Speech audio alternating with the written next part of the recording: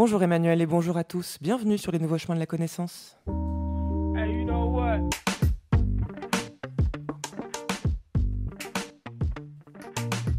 Les nouveaux chemins se demandent tous les jours si la philosophie est universelle, en compagnie de Marianne Chassor, Tristan Grenassia, Géraldine Mosna-Savoie, Antoine Ravon et Samuel Legendre, à la réalisation lilloise cette semaine Nicolas Berger, à la lecture occidentale des textes Jean-Louis Jacopin, avec aujourd'hui à la prise de son Tanguy Lecorneau, Pierre Quintard, Jean Fromentin et Stéphane Demer.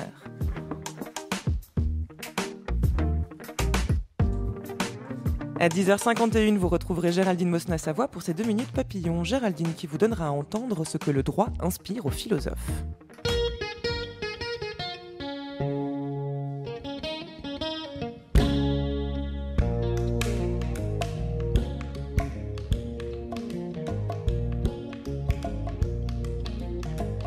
Philosophe et penseur d'Afrique, deuxième temps.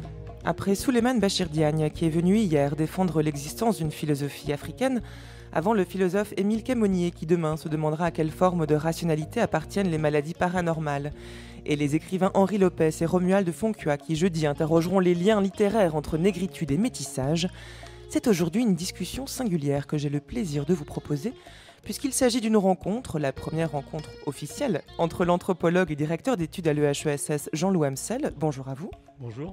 Et le philosophe Souleymane Bachir Diagne, que ceux d'entre vous qui ont écouté l'émission d'hier connaissent déjà, bonjour à vous. Bonjour.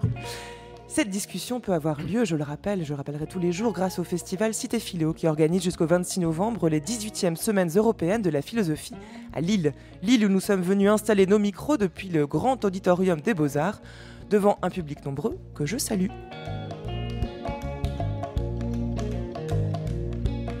Alors en quoi cette discussion s'avère singulière ? Eh bien, déjà parce que Jean-Louis Amsel, dans votre ouvrage « L'Occident décroché, enquête sur les post-colonialismes » paru chez Stock en 2008, on trouve un chapitre consacré à Souleymane Bachir Diagne, intitulé « Le miroir arabo-musulman de la philosophie africaine », chapitre dans lequel vous écrivez que, selon vous, pour Souleymane Bachir Diagne, la question de l'existence d'une philosophie africaine serait liée à l'univers spirituel et culturel de l'islam, et où vous remettez en cause, un peu plus loin, la possibilité de parler de philosophie en s'appuyant sur une seule tradition orale, et donc en l'absence d'un corpus écrit. Alors ce sera l'occasion de s'interroger sur les liens entre postcolonialisme, subalternisme et leur rapport avec la notion d'universel, notion mise à mal avec le postcolonialisme, dites-vous. Mais avant d'en arriver là, Jean-Louis Amsel, pouvez-vous nous dire comment votre démarche, votre travail, vous a-t-elle conduit à vous intéresser à celui qui est votre voisin aujourd'hui, à savoir Souleymane Bachir Diagne ? Écoutez, d'abord, je voudrais remercier Cité Philo pour cette invitation. Vous remerciez, vous, Adèle Vendrette et les Nouveaux Chemins de la Connaissance. Et puis, remercier aussi Souleymane Bachir Diagne, parce que c'est à son initiative que je suis ici ce soir et que nous pouvons dialoguer. Je ne dirais pas débattre, mais en tout cas dialoguer sur la question du postcolonialisme et de l'universel.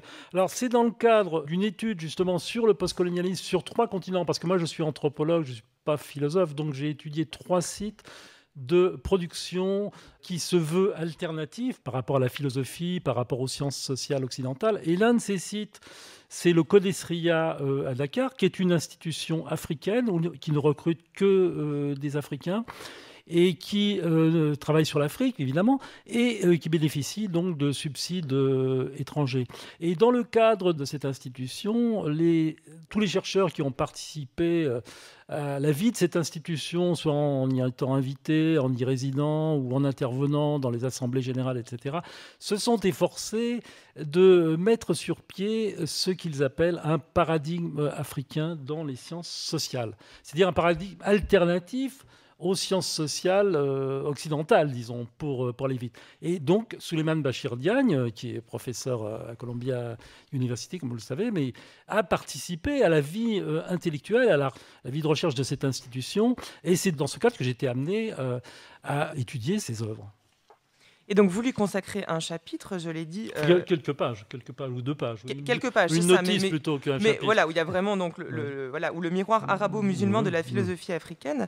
Et vous constatez notamment, alors Souleymane Bachir Diagne, dites-nous en quel sens vous recevez cette affirmation-là, que pour vous, Jean-Louis Amsel, la démarche de Souleymane Bachir Diagne consisterait effectivement à proposer une certaine lecture de l'islam pour essayer de proposer une philosophie qui serait africaine. Est-ce que pour vous, Souleymane Bachir Diagne, le lien est aussi évident et revendiqué de votre part dans votre travail ?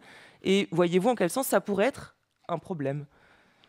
Ce qui est vrai de mon travail, c'est que sur la question de l'oralité en particulier que nous avons discuté hier, j'indique bien une chose, c'est que les cultures africaines ne doivent pas être identifiées et essentialisées comme orales, et que si on s'interroge sur la tradition philosophique, l'activité philosophique sur le continent africain, il faut savoir tenir compte de l'histoire d'une érudition écrite en Afrique de l'Ouest, dans les terres islamisées, disons pour aller vite, en Afrique orientale également. C'est parce que le débat sur la philosophie africaine a fortement porté sur l'oralité. À un moment donné, les philosophes africains ont débattu pour savoir si l'oralité pouvait être porteuse de réflexion philosophique, dans la mesure où l'oralité, c'était plus une affaire de mémoire, de transmission, qu'une activité critique de discussion. Et j'interviens dans ce débat en disant, mais tant qu'à faire, pour regarder l'histoire intellectuelle de ce continent, il faut voir sa tradition islamique. J'ajoute d'ailleurs que c'est une démarche que l'on trouve chez Jean-Louis Amsel. Jean-Louis Amsel a coécrit un travail sur Delafosse où il reproche à l'approche de la vie intellectuelle en Afrique d'être ethnologisée et désislamisée, et il appelle effectivement à tenir compte de cette tradition-là. Maintenant, en revanche, le point sur lequel nous sommes en désaccord, c'est que le Codesria est bien ce qu'il en dit. Sa naissance a correspondu effectivement à une volonté de centrer le débat africain sur des problématiques qui n'étaient pas des problématiques exogènes. Maintenant, la formulation consistant à chercher une approche, un paradigme qui serait proprement africain dans les sciences sociales, je ne suis pas sûr de savoir ce que c'est. Donc, sur ce plan-là, nous avons beaucoup moins de différences, si vous voulez, que le parcours, le tableau qu'il présente des acteurs du Codesria le laisserait supposer. Jean-Louis Amsel. Oui. Alors, sur ce que vient de dire Souleymane Bachir Diagne à propos de la philosophie islamique ou musulmane, moi, ça ne me pose absolument aucun problème. La falsafa, ça existe. On sait bien qu'Aristote a transité par Averroès ou Ibn Rushd, enfin comme l'appellent les Arabes, et c'est par lui que Aristote est arrivé en Occident. Il n'y a pas de problème. Par contre, attendez, pardon, vous allez un peu vite pour ceux qui n'ont pas en tête les termes du débat. Oui. Vous parlez de la falsafa, c'est-à-dire que la philosophie que l'on pratique dans le monde musulman.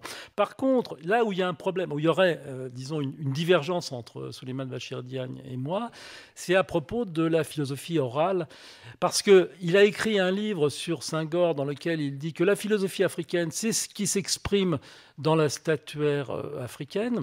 Et alors moi, je me pose la question de savoir si on dit que la philosophie africaine s'exprime dans la statuaire africaine, alors à ce moment-là, il y a de la philosophie partout et il n'y en a nulle part. C'est-à-dire, au fond, mais ce n'est pas un problème spécifiquement africain ou relié à l'Afrique, mais on peut dire à ce moment-là que la philosophie, c'est ce qui s'exprime aussi dans la sagesse des nations, par exemple.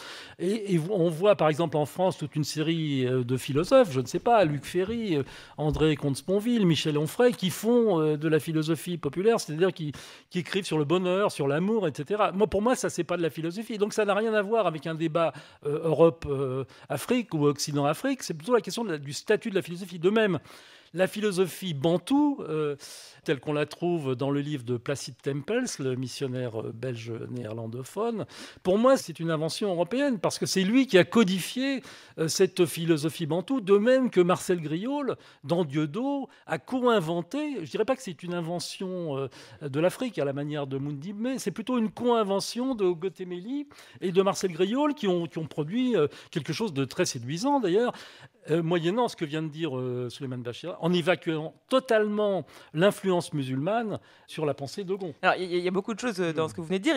D'abord, vous mettez en question l'existence même peut-être d'une philosophie qui serait dite africaine, puisque selon vous, la dimension orale ne serait pas suffisante, et ça on en a parlé hier, Souleymane Bachir Diagne. Et deuxièmement, la question de l'occidentalisation de cette philosophie-là. Finalement, que reste-t-il d'une philosophie qui se revendiquerait comme africaine lorsqu'elle s'exprimerait à travers des catégories qui sont occidentales ? Je dirais, voilà la part de malentendu qu'il y a dans le différend également qui est réel avec Jean-Louis Amsel.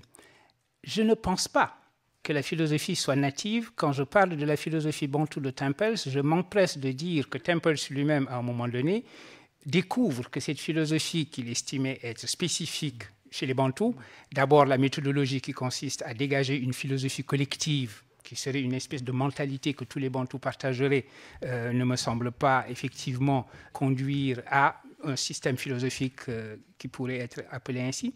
Et deuxièmement, au bout de sa démarche, Temples dit, mais au fond, ce que j'attribue au Bantou, cette philosophie de la force vitale, elle est aussi le message de ma propre chrétienté et c'est le message du Christ.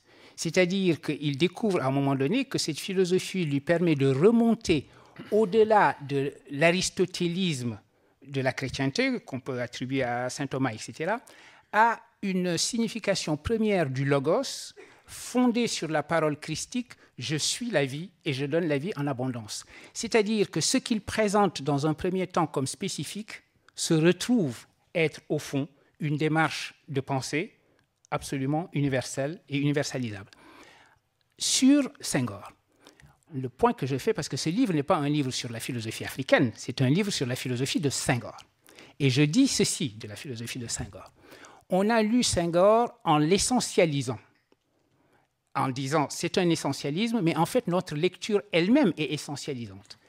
Et si je suis bien d'accord que le langage chez Senghor est un langage essentialiste, il n'est pas que cela.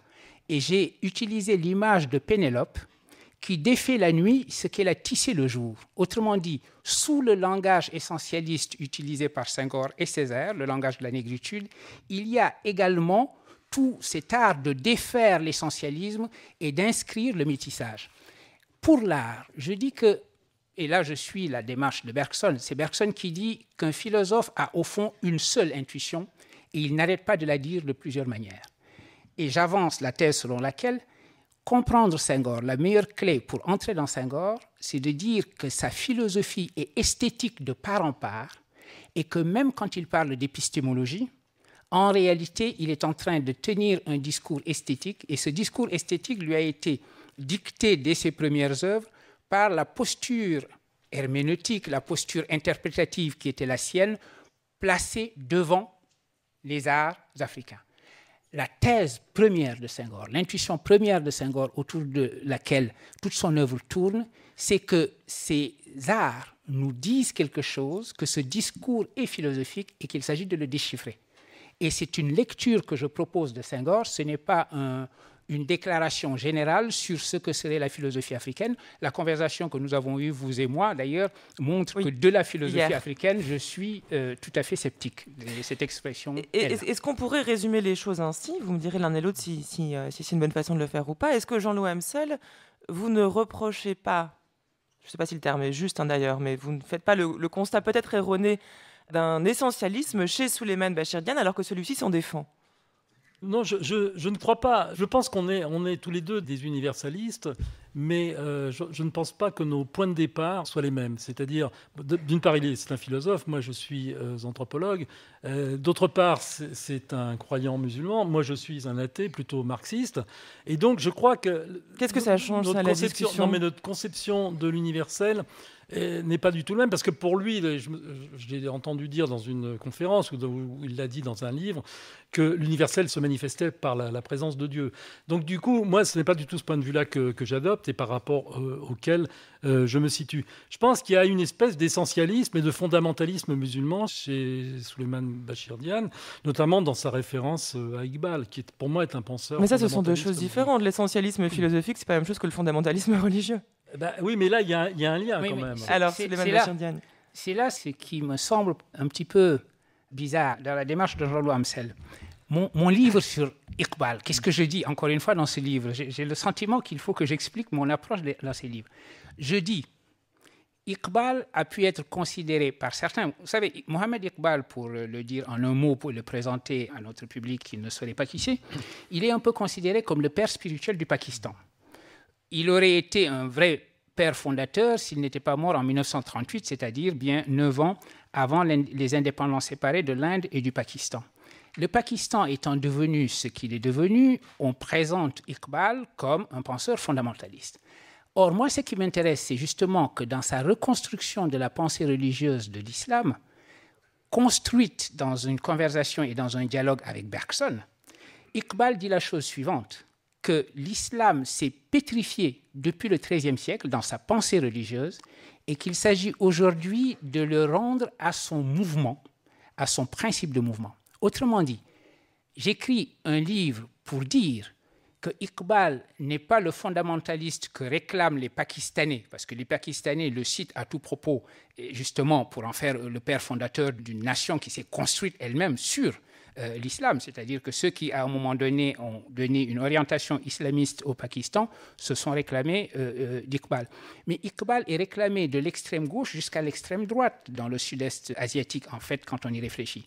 Et donc, ma démarche consiste à dire, apprenons à lire Iqbal au-delà de la figure politique qu'il est, en lisant la figure philosophique et poétique qu'il est, et regardons la conversation qu'il a eue avec Bergson.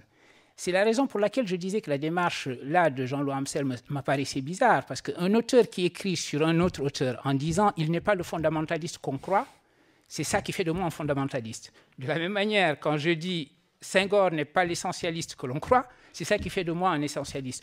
Et Amsel, dans les pages qu'il me consacre, en fait, a une lecture très précise de mon propos. C'est une description de mon travail dont je le remercie. C'est la formule finale où il ramasse l'idée selon laquelle je serais afrocentriste, alors que je dis il ne faut pas lire Senghor comme afrocentriste, et je serais fondamentaliste, et avant que le FBI m'arrête en disant « Ah, mon Dieu, il est fondamentaliste », l'auteur sur lequel j'écris, c'est pour dire il n'est pas fondamentaliste. Donc c'est... Voilà. D'accord. Jean-Louis Amsel. Alors, sur Senghor, moi je pense qu'il y a quand même un essentialisme chez Senghor, et on ne peut pas le nier, un essentialisme à l'égard des Sérères, un essentialisme à l'égard de ce qu'il appelle les albos européens, enfin, cette opposition entre les Blancs et les Noirs. Je pense qu'on peut difficilement nier qu'il y a... Et même la notion de métissage, d'ailleurs, parce que pour moi, la notion de métissage, d'ailleurs, que j'ai utilisée à une certaine période de ma carrière, que j'ai repoussée ensuite, parce que précisément, la notion de métissage me paraît fautive en ce sens qu'elle suppose à l'origine des entités pures, des cultures ou des races pures, etc., qu'il s'agit ensuite de croiser ou d'hybrider pour produire des rejetons plus résistants. Donc, personnellement, je récuse cette notion de métissage, et je pense qu'on peut maintenir quand même une critique de l'essentialisme de Senghor. Alors que Souleymane Bachir Diagne est traité de la philosophie de Senghor et pas de la philosophie africaine à propos de ce qui vaudrait pour philosophie africaine dans la statuaire, je veux bien, mais il n'empêche qu'il parle aussi dans ses travaux de la philosophie africaine native, orale, et ça, qu'il s'agisse de la philosophie yoruba, de la philosophie bantoue, de la philosophie ou d'autres philosophies qui procèdent, à mon avis, de l'extraction de principes provenant des proverbes, de la tradition orale, etc. etc. Donc c'est ça qui me gêne, si vous voulez. Je pense qu'on ne peut pas... Pour moi, il n'y a pas de philosophie occidentale. Je pense qu'il serait d'accord avec ça, d'ailleurs. Il n'y a pas plus de philosophie africaine qu'il n'y a de philosophie occidentale. Tout ça, ce sont des constructions. La philosophie occidentale, à partir des Grecs jusqu'à Kant ou au-delà, c'est une construction idéologique. Et je pense que la philosophie africaine est une construction en miroir de cette philosophie occidentale. Je suis ravi de ce point-là, parce qu'effectivement, la raison pour laquelle je souhaitais qu'on ait ce débat, c'est qu'il fallait qu'on précise ce sur quoi on n'était pas d'accord, et qu'on lève les malentendus sur ce sur quoi on est profondément d'accord. Encore une fois, je ne suis pas philosophe africain au sens, par exemple, où mon ami Paulin Outonji a attaqué ce qu'il appelle ethnophilosophie. Je n'ai jamais écrit, et je n'écrirai jamais de ma vie, un texte qui serait la philosophie morale des Wolofs, parce que j'estime que c'est absurde comme approche. Ça n'a rien de philosophique, et j'ai été suffisamment élevé dans ces disciplines et dans ces exigences pour ne pas avoir des à peu près et des approximations qui consisteraient à penser qu'on peut dégager une philosophie collective qui dirait l'essence d'un peuple. Donc sur ce plan-là, on est d'accord. On n'est pas d'accord, en revanche, sur la lecture de Senghor. J'ai dit, et je le répète, le langage de Senghor est un langage essentialiste. Quand il dit les nègres d'une part, les albos européens de l'autre. C'est la raison pour laquelle j'ai parlé de la figure de Pénélope. Un langage essentialiste qui se défait de lui-même. Senghor est un être profondément contradictoire. Il le reconnaît dans sa correspondance à la fin de sa vie, quand il dit à sa biographe américaine Jeannette Vaillant, « Vous avez souligné mes contradictions, elles sont là. » En effet, les contradictions, ce sont des choses qui se déroulent dans l'espace de toute une vie, et c'est seulement vers la fin de sa vie qu'on aperçoit la manière dont ces contradictions peuvent s'expliquer et, d'une certaine façon, entrer en symbiose, entrer dans une sorte de réconciliation, tout en maintenant leur caractère absolument contradictoire. Pourquoi je dis cela ? La manière dont vous récusez le concept de métissage, je suis encore une fois d'accord avec vous. Ce que vous dites du fait que le métissage, dire métissage, ça semble dire il y a des entités préconstituées qui se rencontrent et qui fabriquent des métis. Alors que vous proposez de le remplacer par le concept de branchement. Et se brancher, au fond, je peux me brancher sur mon identité musulmane, me brancher sur mon identité d'intellectuel parlant anglais, d'intellectuel parlant français, etc., etc. J'en suis d'accord. Senghor, encore une fois, qu'il faut lire et de manière précise, et c'est ce que j'essaye de faire, va plus loin encore. Senghor est un penseur du métissage, au moins autant qu'il est un penseur de la négritude. Il n'a pas arrêté de célébrer le métissage et il le célèbre de la manière suivante. Il dit, parlant de Gaston Berger, « Chacun doit être métis à sa façon ». Ça veut dire qu'il va encore plus loin que l'idée simplement que le métissage ne saurait être la rencontre d'entités établies et d'essence fixe. Il dit « Le métissage est un devoir-être, c'est-à-dire que c'est un devoir éthique. Être métis, ce n'est qu'un accident. Deux personnes d'origine différente se sont rencontrées, se sont aimées, et j'en suis le produit, certes. En revanche, dire qu'il y a un travail éthique de devenir métis dans ma manière d'approcher les choses, d'embrasser le pluralisme, et d'embrasser d'abord et avant tout le pluralisme qui me traverse de toutes parts, les branchements ou les flux, si on veut parler le langage de Deleuze, ça, je crois que c'est très fortement exprimé quand Senghor dit « chacun doit être métis à sa façon », et voilà le genre de choses sur lequel je mets l'accent.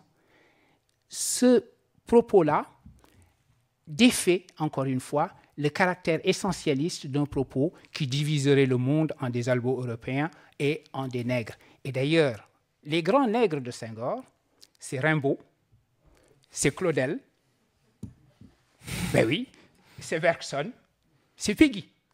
Je ne sache pas que ces gens-là soient noirs. Et par conséquent, la lecture que je fais de Senghor consiste à dire, si on le lit attentivement, et si derrière le langage essentialiste, on voit également ce qui vient le défaire, et ce propos central, le devoir être métis, le devoir éthique et intellectuel d'être métis, à ce moment-là, on comprend qu'on n'a pas besoin d'être noir pour être nègre. Jean-Louis Hamsel, vous voulez répondre sur ce point avant qu'on aborde un Oui, autre je aspect ? crois que malgré tout, je suis tout à fait prêt à suivre la démonstration brillante de Souleymane Bachir Diagne concernant Senghor et l'exonération de tout racialisme. Mais je pense quand même qu'il y a un certain racialisme chez Senghor à propos de la négritude, à propos du métissage aussi. Et puis je ne vois pas pourquoi on devrait caractériser Rimbaud comme nègre. Je veux dire, pour moi, ça n'a pas de sens. Je veux dire, et ça, c'est vraiment le propre d'une pensée racialiste. Donc là, de ce point de vue-là, je crois que je marquerai ma différence avec Souleymane Bachir Diagne. Alors, un autre point de désaccord, le but n'est pas de vous mettre en désaccord absolument, vous êtes tellement élégants finalement l'un et l'autre, vous parlez de l'un et l'autre à la troisième personne qu'on va quand même essayer d'aller un peu plus... C'est parce que normalement on se tutoie et on n'ose pas le faire. D'accord, et parce que vous êtes côte à côte, les auditeurs ne le voient pas, mais donc c'est pas facile de vous adresser directement l'un à l'autre. On va écouter un extrait du Serment des chasseurs.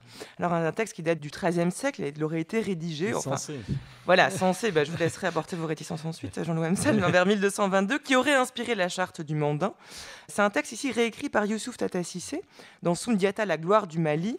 C'est une charte qui aurait été conçue lors de l'achèvement de la construction de l'empire du Mali par Soundiata Keita. Donc on est toujours au XIIIe siècle et que d'aucuns considèrent comme étant la première déclaration des droits humains connue au monde. On l'écoute et puis je vous laisse en parler ensuite.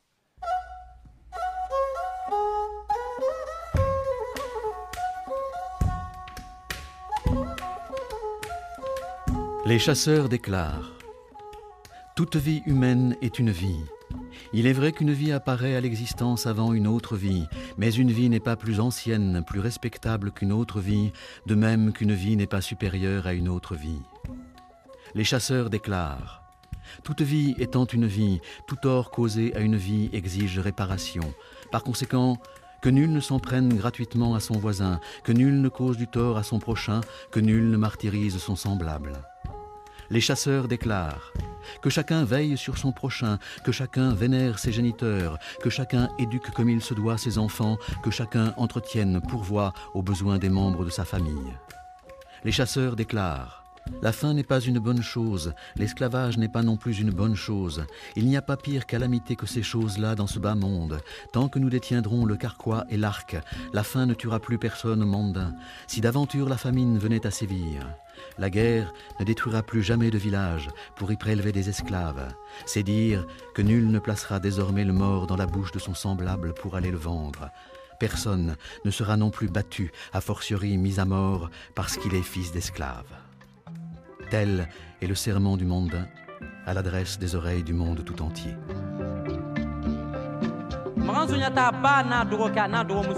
Namu. Alu fara ɲɔgɔn kan ko ma an ka taa ɲɛnɛmabori la sogolon kɔnɛ ko o yɔrɔ rɔ Namu. a ko sigi tɛna ko min banna manden tɔgɔma ne o banna Itia. sigi tɛna ko min banna manden taama ne o banna manden kalo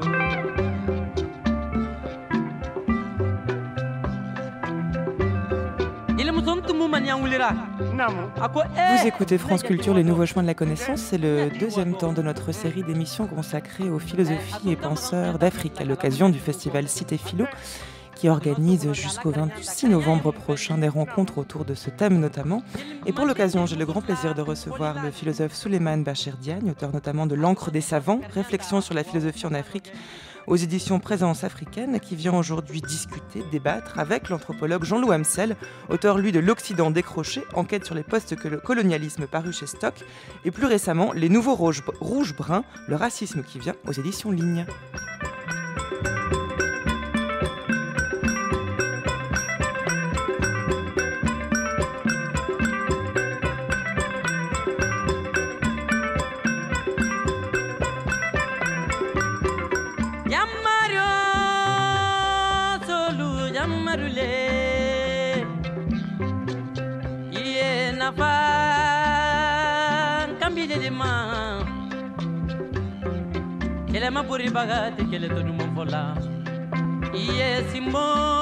Souleymane Bachir Diagne, dans votre texte L'encre des savants, vous citez un article que vous avez écrit qui s'appelle Philosophie africaine et charte africaine des droits de l'homme et des peuples, dans lequel vous affirmez que le fameux serment des chasseurs du Mandé peut être parfaitement considéré comme une déclaration des droits attachés à l'individu, à la vie, dont le premier article du serment déclare « Toute vie humaine est une vie ».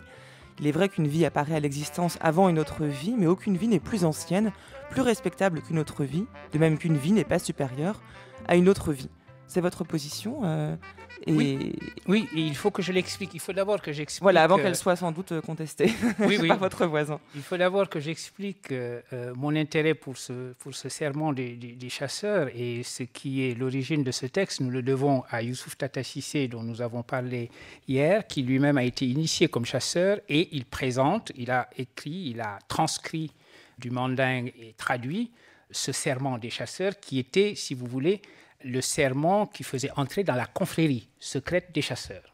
Nous avons parlé hier du rôle qui est joué par cette confrérie en Afrique de l'Ouest. C'est une des traditions de l'Afrique de l'Ouest. Donc c'est un serment dont Youssouf Tata Cissé a expliqué que c'était celui que prononçaient les chasseurs pour entrer dans la confrérie. Ce qui le rend différent d'autres textes oraux qui sont des textes reconstitués. Voilà quelqu'un qui vous dit, il y a là un serment qui est transmis, et c'est un serment, puisque c'est un serment qui permet d'entrer dans une confrérie, on peut estimer qu'il est resté le même dans la durée, puisque c'est la nature des serments initiatiques, effectivement, d'être ça. Mais ce qui m'intéressait là-dedans, c'était moins les problèmes, les questions épistémologiques de certitude de ce texte, que d'aller contre l'usage qui est fait de la notion de philosophie africaine. Encore une fois, c'est un point sur lequel je n'aime pas cette expression pour la raison suivante. Quand des acteurs importants de la société civile, pour l'essentiel des juristes d'ailleurs, se sont en Afrique, dès les indépendances, attelés à la tâche de faire accepter une charte africaine des droits humains, à l'instar de ce qui existe dans plusieurs régions du monde, la charte américaine, etc., afin d'opposer un texte aux abus de pouvoir des États. On leur a rétorqué que la philosophie africaine, dont on ne sait pas ce que c'est, mettait davantage l'accent sur le groupe, sur la collectivité, que sur l'individu. Et que donc, l'idée de droits humains venait d'Occident. Et de ce point de vue-là, je suis d'accord que l'Occident n'existe pas plus que l'Orient ou ailleurs, que cette idée-là venait d'Occident et que par conséquent, il fallait au contraire davantage mettre l'accent sur les droits du groupe plutôt que sur ceux de l'individu, parce que c'était cela que disait la tradition africaine. Le serment des chasseurs, et vous avez entendu ses articles premiers, si je puis dire, venait à point pour dire la chose suivante, tant qu'à évoquer une philosophie africaine, évoquer ce texte de la tradition orale qui visiblement parle de l'individu et des droits qui sont attachés à cet individu. Par conséquent, l'idée selon laquelle il y aurait une philosophie africaine généralisée où seul le groupe compte et l'individu n'a que des devoirs vis-à-vis du groupe, j'avais là un contre-exemple, et en bonne logique, chaque fois que vous avez un contre-exemple, vous ne pouvez pas avoir une proposition universelle du genre « les Africains sont des collectivistes ». Mais une chose est de dire ça, une autre est de dire que vous considérez ce texte comme une déclaration des droits attachés à l'individu. Mais oui, c'est ce qu'il dit. Il dit les vies sont équivalentes. Une vie, c'est une autre vie. Jean-Louis Amsel. Oui, alors je pense que là, on aborde la question de l'afrocentrisme et de la constitutionnalisation de la tradition orale. Alors ça a démarré avec la charte de Kourougan-Fouga, qui est censée avoir été édictée par Soundiata, le fondateur de l'Empire du Mali, en 1236, après la bataille de Krina, au cours de laquelle il a battu l'empereur du Soso, Soumaoro Kanté. Donc, à travers la tradition orale qui a été recueillie par un historien guinéen dans les années 60, Djibril Tamsir-Niane, et qui l'a recueillie auprès d'un griot, Mamadou Kouyaté, il apparaît que cette charte de Kourougan-Fouga serait une véritable constitution. C'est ce qui apparaît dans le terme français du livre qui a été édité par Djibril Tamsir-Niane. Alors en fait, on n'a pas le terme malinké correspondant, et le fait que ça serait passé en 1236, donc juste après la bataille de Krina, est une invention de l'ethnographe et orientaliste français Maurice Delafosse dans son ouvrage Au Sénégal, Niger.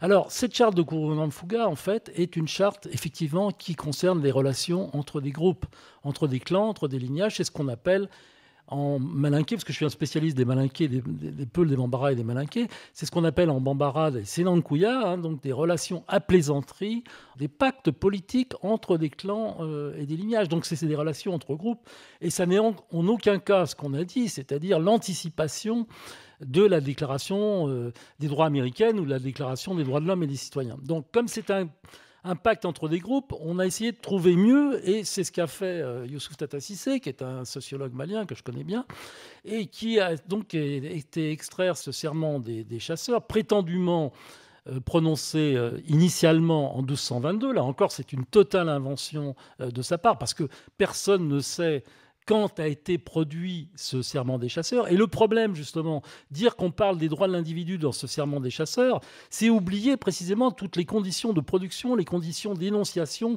de ce serment qu'on ne connaît pas, parce qu'on ne sait pas comment il a été recueilli par Youssouf Tata Cissé, on ne sait pas dans quelles circonstances. Ces textes de tradition orale ont un sens politique dans des conjonctures politiques précises, dans un village, dans une petite région, etc., dans des rapports entre des clans, etc. Mais en faire l'ancêtre de la Magna Carta, de l'Habeas Corpus, du Bill of Rights ou de l'américain ou de la Déclaration des droits de l'homme et du citoyen, à mon avis, c'est pas que ça n'a pas de sens, ça a un sens, mais ça n'a pas d'intérêt. Il me semble beaucoup plus intéressant, alors dans une perspective anthropologique, par exemple, de comparer, par exemple, ce qu'a mis en lumière Michel Foucault dans le cadre de l'histoire de la France et de l'histoire de l'Angleterre, c'est la théorie de la guerre des deux races, qui oppose les Gaulois autochtones, ancêtres du tiers-État, et les Francs envahisseurs venus de Germanie, ancêtres de l'aristocratie. Cette théorie du pouvoir, qui est celle qui a été énoncée par Boulainvilliers au XVIIe siècle, on retrouve exactement les mêmes termes en Afrique.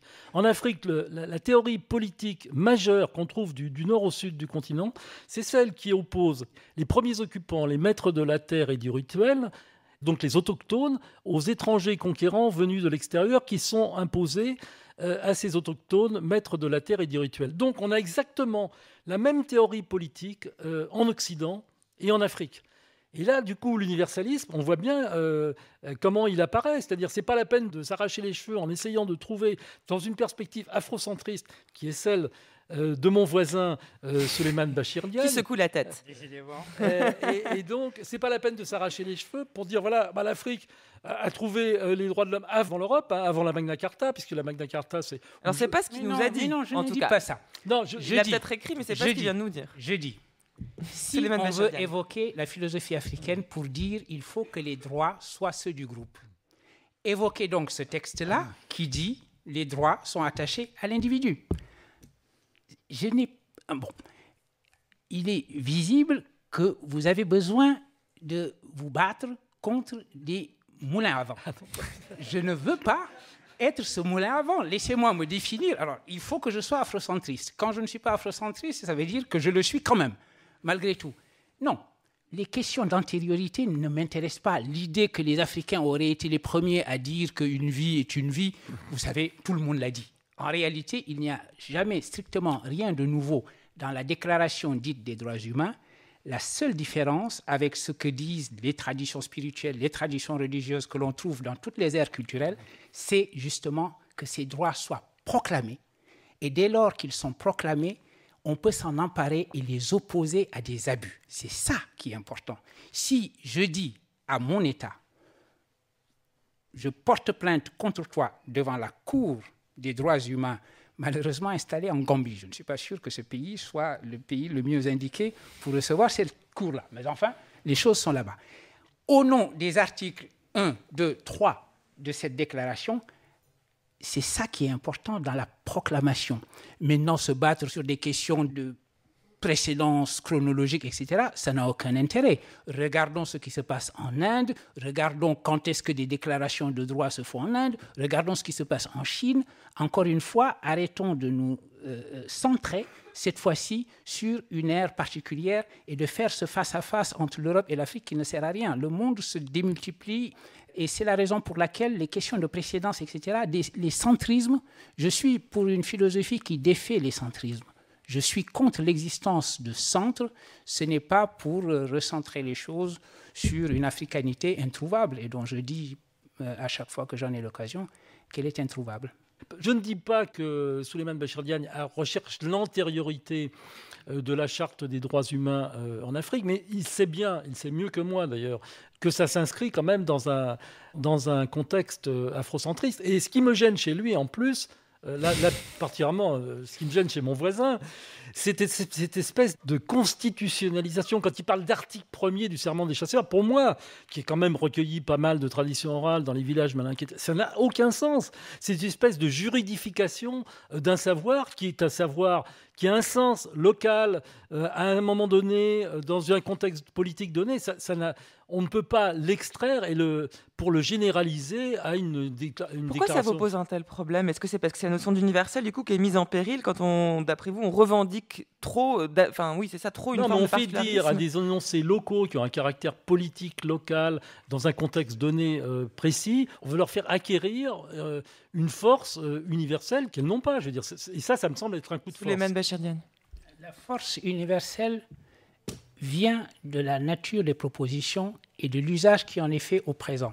Dans la discussion que j'ai eu l'honneur d'avoir hier également sur cette antenne, j'indiquais par exemple que le concept d'Ubuntu en soi-même n'avait pas véritablement de signification et qu'il devenait un concept philosophique, de philosophie politique, dès lors qu'il était activé au présent par Mandela et Tutu, et dès lors qu'il permettait de régler les problèmes d'Afrique du Sud. C'est la même chose pour tous les concepts.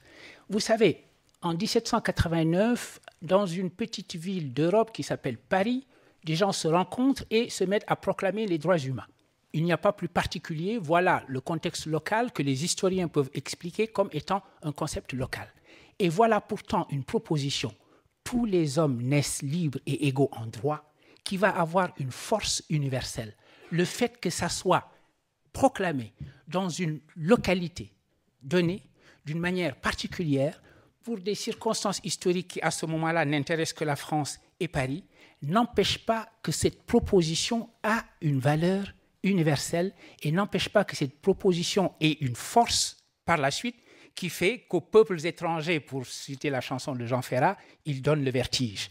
Eh bien, voilà ce que c'est pour une proposition locale d'avoir valeur universelle. Donc dire qu'une proposition comme vie humaine, une vie est une vie et aucune vie ne vaut plus qu'une autre vie, ça a une valeur universelle. Pour moi, cette proposition m'émeut au sens où quelque chose de la vérité profonde de notre humanité se reflète là. La manière dont l'universel se reflète dans le local et dans le particulier est la chose qui m'intéresse. Il ne faut pas être gêné par le fait qu'une reconstitution d'une tradition orale dispose des différents paragraphes et qu'à ce moment-là, on dise article 1er, article 2. On pourrait dire premier paragraphe, deuxième paragraphe. Ce n'est pas une manière de forcer les choses pour faire qu'un texte ressemble à la Magna Carta, etc. Quel est l'intérêt de ressembler à la Magna Carta de toute façon ?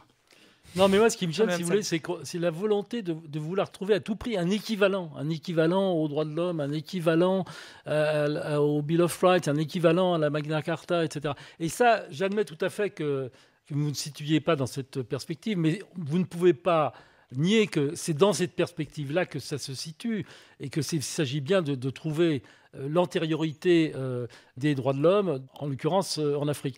Alors, pour ce qui concerne l'Ubuntu, moi, je suis tout à fait d'accord. Un chef d'État africain ou un penseur politique ou un philosophe a tout à fait le droit de s'emparer de concepts africains qu'il puise dans la tradition orale, dans les proverbes, etc., pour en faire un concept politique, un concept philosophique, etc.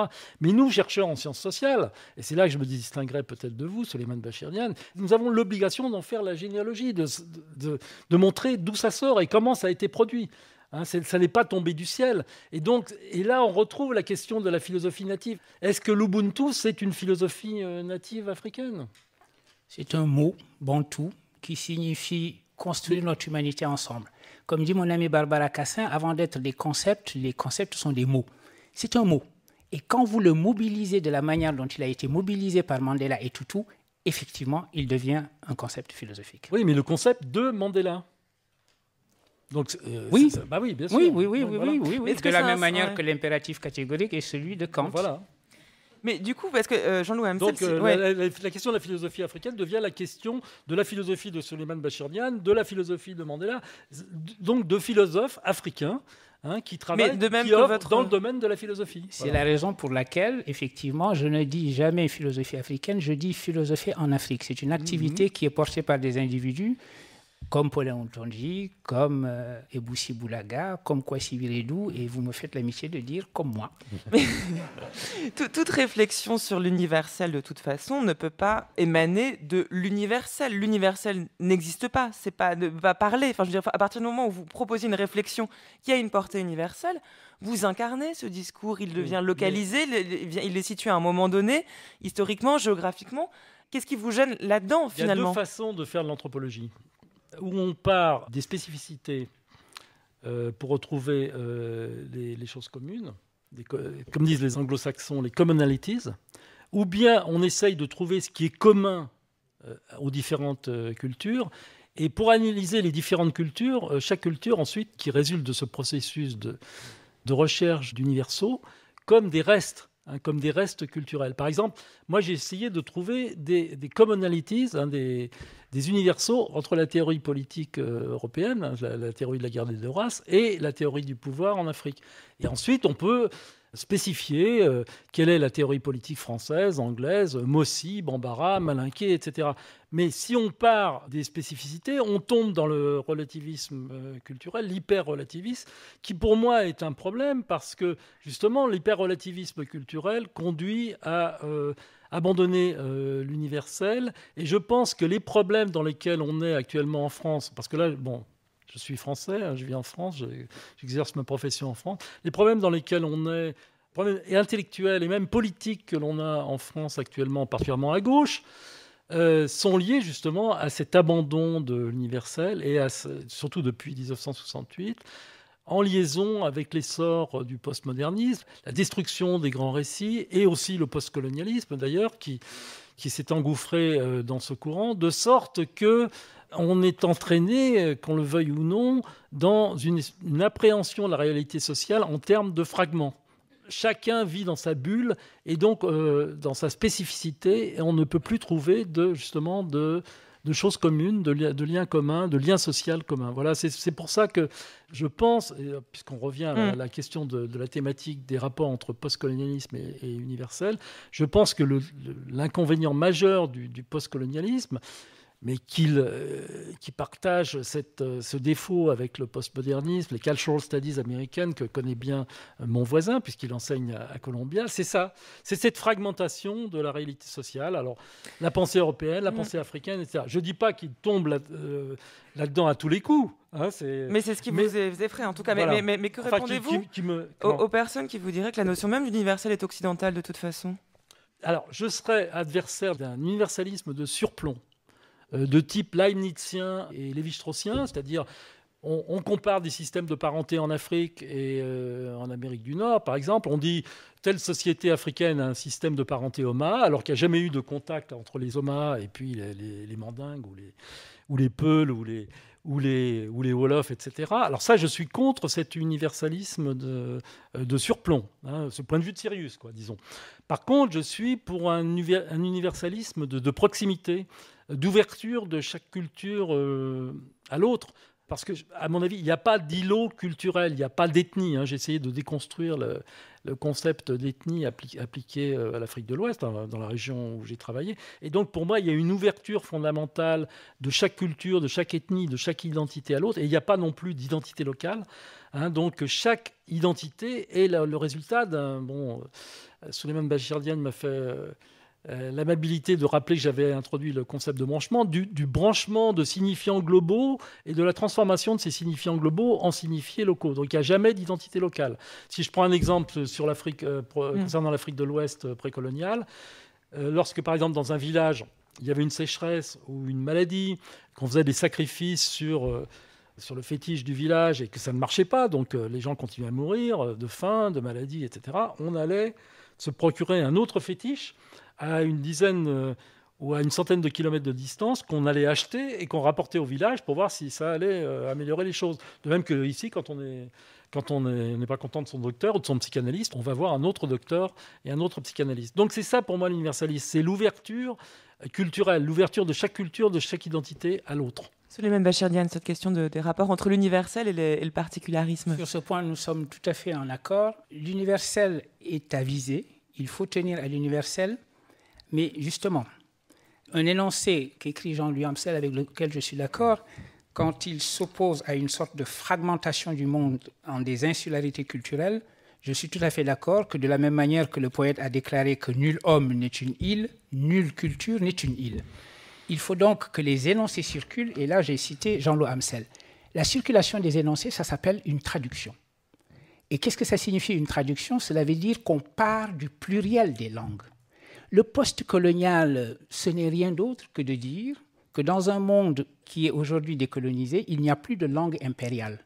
Parce que s'il faut que les énoncés circulent, quel est le régime d'énonciation? Qui énonce ces énoncés-là? Il faut que les énoncés circulent, ça veut dire qu'il faut qu'il y ait de la traduction et on peut généraliser à l'ensemble de l'univers ce que Umberto Eco a dit pour l'Europe quand il a dit « la langue de l'Europe, c'est la traduction ». La langue du monde décolonisé, c'est la traduction. Et l'universel sera un universel de traduction. C'est la meilleure manière pour lui de ne pas être un universel de surplomb dont venait de parler Jean-Loup.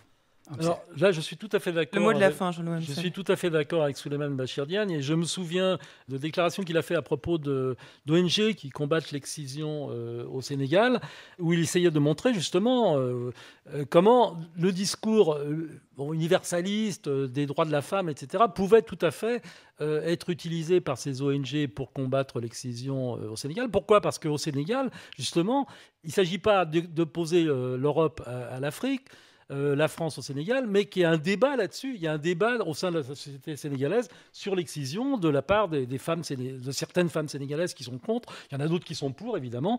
Mais ça devient un débat interne à un pays. Et là, justement, on échappe à toute la métaphysique, au sens péjoratif du terme, des oppositions entre Europe et Occident, Afrique et Europe, etc. Roger Ndonga, le colonisateur. Sache que la vie est un combat qu'on peut gagner chaque jour. Tous pépélés, qui salomé banda. Mototu na mokili tangwalu kakae. Espoir na qu'un jour à kozwa Bamengo. Johnny Dongala, maître Maître Christophe Muzungu. Valérie Lusando, maillot jaune, Pika Kolela, philosophie à la vie. Jeté Jubelot, chef de bataillon. Merci à tous les deux d'être venus dialoguer ici, à ces micros. Merci au public qui a assisté à cette partie. Je renvoie à la lecture, Jean-Louis Hamsel, de L'Occident décroché, enquête sur les post-colonialismes, publié aux éditions Stock, où figurent les quelques pages dont on a parlé en début d'émission. Également L'Anthropologue et le politique, aux éditions Ligne. Et puis plus récemment, Les Nouveaux Rouges-Bruns, le racisme qui vient, toujours aux éditions Ligne. Et Souleymane Bachir Diagne, L'Encre des savants, réflexion sur la philosophie en Afrique, aux éditions Présence africaine. Également Comment philosopher en islam, aux éditions Philippe Ray. Merci. Difficile la vie à moto. Pierre Bita. Petit avion naïe. On est ensemble. Inamovible. Philosophie à la vie, Roger Ndombaye. Major Jean-Marie Donda, Bouya Mayola, bienvenue Mangani. Vous écoutez France Culture, les nouveaux chemins de la connaissance. Encore 2 minutes, papillon. Il est l'heure de retrouver comme tous les jours Géraldine Mosna-Savoie. Géraldine qui cette semaine donne la parole aux philosophes qui pensent le droit. Bonjour Géraldine. Bonjour Adèle, bonjour à tous. Au programme encore aujourd'hui, la philosophie du droit, l'autre thème à l'honneur de Cité Philo. Et aujourd'hui donc le philosophe Emmanuel Pasquier qui intervient pendant le festival et auteur de Genève à Nuremberg, Carl Schmitt, Hans Kelsen et le droit international, paru aux éditions Classique Garnier. Il nous parle de l'incontournable théoricien du droit Hans Kelsen du début du XXe siècle qui continue à nourrir nos philosophes aujourd'hui. J'associe tout de suite le nom de Kelsen à l'idée d'un modèle judiciaire des relations internationales et à l'idéal, sinon d'une judiciarisation complète, pas atteignable, des conflits, mais quand même à l'idéal de traiter un certain nombre de problèmes autour de la guerre, du traitement des criminels de guerre, sous une forme judiciarisée, qui elle-même serait bien sûr l'expression d'une unité suffisante entre les États pour créer des cours de justice internationale qui puissent traiter des problèmes de manière collective, quoi. Finalement, l'existence d'un tribunal international est importante en soi, mais elle est aussi importante parce qu'elle manifeste le fait qu'il existe déjà en amont une entente suffisante entre les États pour traiter les problèmes de cette manière-là et pas en s'affrontant directement. Chez Kelsen, il y a une constante qui est ce qu'il appelle le problème de la souveraineté. En fait, ce qui est intéressant chez Kelsen par rapport à ce qu'il appelle ce problème de la souveraineté, c'est surtout qu'il considère qu'on ne peut pas considérer les États comme fermés sur eux-mêmes. On ne peut les considérer que comme pris dans une structure finalement quasi transcendantale, disons, c'est-à-dire qui précède et rend possible leur existence. Kelsen critique frontalement le présupposé souverainiste de base qu'un État se crée lui-même et n'a de compte à rendre à personne. Il dit, oui, voilà, il y a un substrat de souveraineté, on peut toujours appeler ça de la souveraineté si on veut. En vérité, ce n'est pas de la souveraineté. Tous les États ont affaire au problème de la coordination avec les autres États. Voilà. Et celui qui dénie ça, il faut qu'il sache qu'il entre dans une logique de subordination des autres États à un État. Et ça aussi, ça me paraît intéressant dans les choses qu'on peut conserver de Kelsen aujourd'hui. Merci beaucoup Géraldine. Les nouveaux chemins touchent à leur fin, mais pas d'inquiétude, on se retrouve demain pour la suite de cette semaine consacrée aux philosophies et penseurs d'Afrique. Demain, je recevrai le philosophe Émile Canmonnier qui viendra s'interroger sur la rationalité à l'œuvre dans les maladies paranormales. D'ici là, si vous souhaitez réécouter cette émission, rendez-vous sur le site de France Culture à la page des Nouveaux Chemins. Vous y trouverez les indications bibliographiques et musicales concernant l'émission du jour.